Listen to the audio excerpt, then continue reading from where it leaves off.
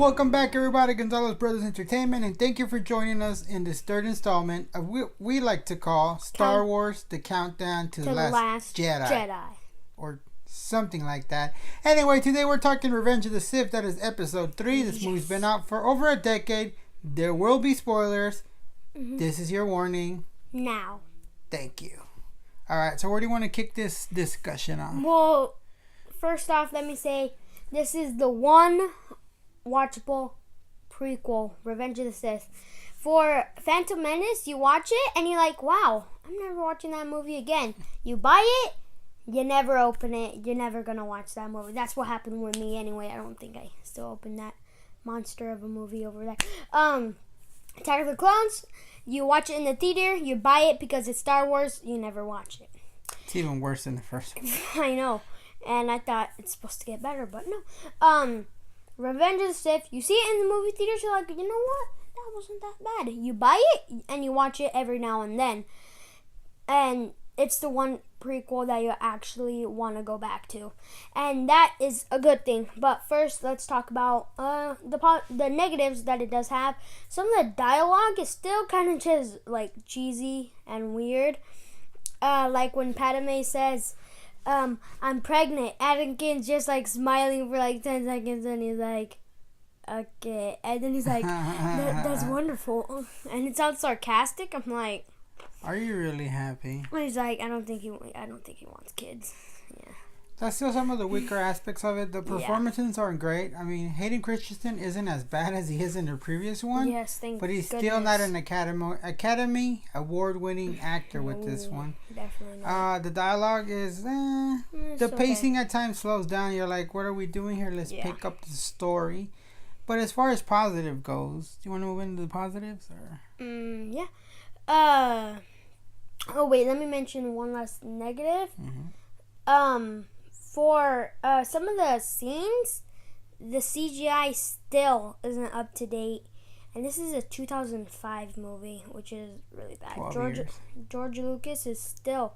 He just can't see that it does not look that good. It does not look real. It's not going to look good if it doesn't not look real. And especially with some of the droids, like their CGI, and again, the clones. How come they didn't learn from the last one? Because Attack of the Clones has some of the worst graphics and movies you can find out there. They're really bad.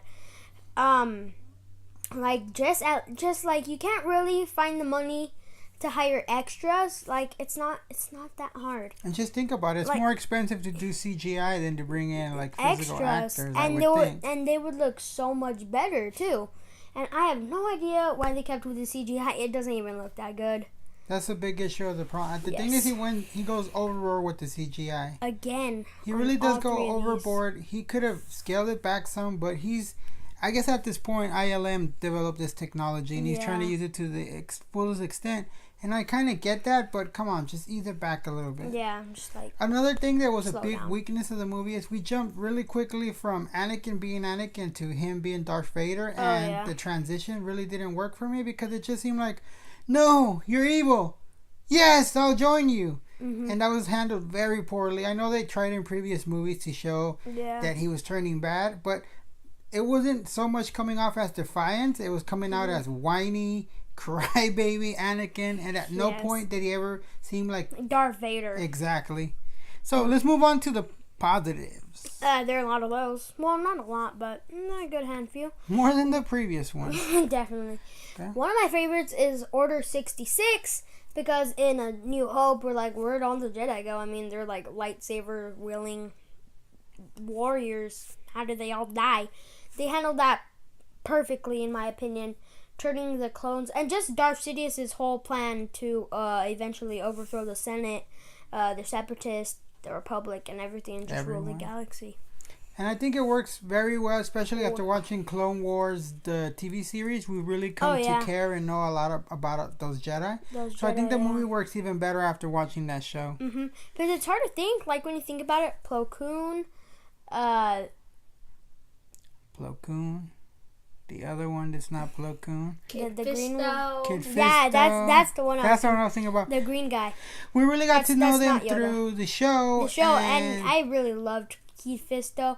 and we rewatched the movie to do this review, and it's so sad. And it makes it more heartbreaking because we got to know a lot of the clones, and for them to turn on the Jedis like this, like it's Domino Squad. Yeah. But then again, when you think of it from a certain point of view, get it?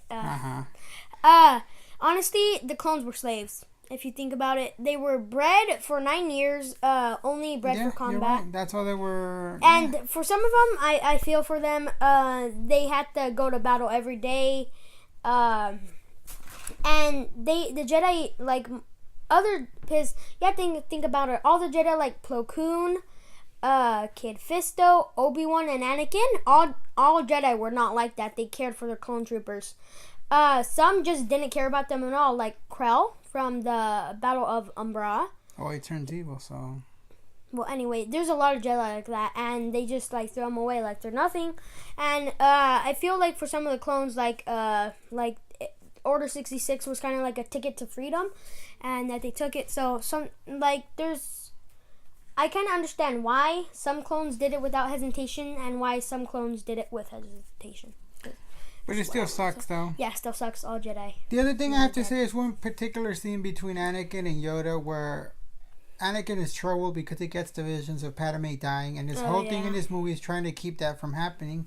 And he goes to Yoda, and Yoda plainly gives him the answer: if you learn to let go of that of which you don't want to let go, then things will turn out the way they're supposed to turn out.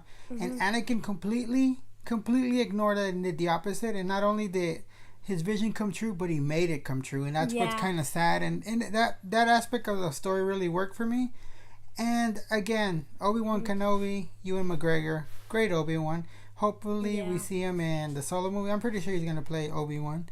So that's essentially my favorite part. It was some of the more dialogue scenes, and I think that Palpatine, his scene where he explains about the tale of Darth Plagueis the Wise. That's another very strong scene, and that's probably the best scene that Palpatine got throughout this trilogy. Yeah. Well, anyway, I think that just about wraps it up, huh? That pretty much wraps it up. We're moving on to Rogue One next week, and the better movies from here on out. So looking forward to doing that. Oh my God, they're finally over. We got through it. We did it. Anyway, guys, don't forget to like, share, and subscribe. If you like this series, make sure to check it out. There's 2 more videos that go with this. There will be a few more to go after that as well.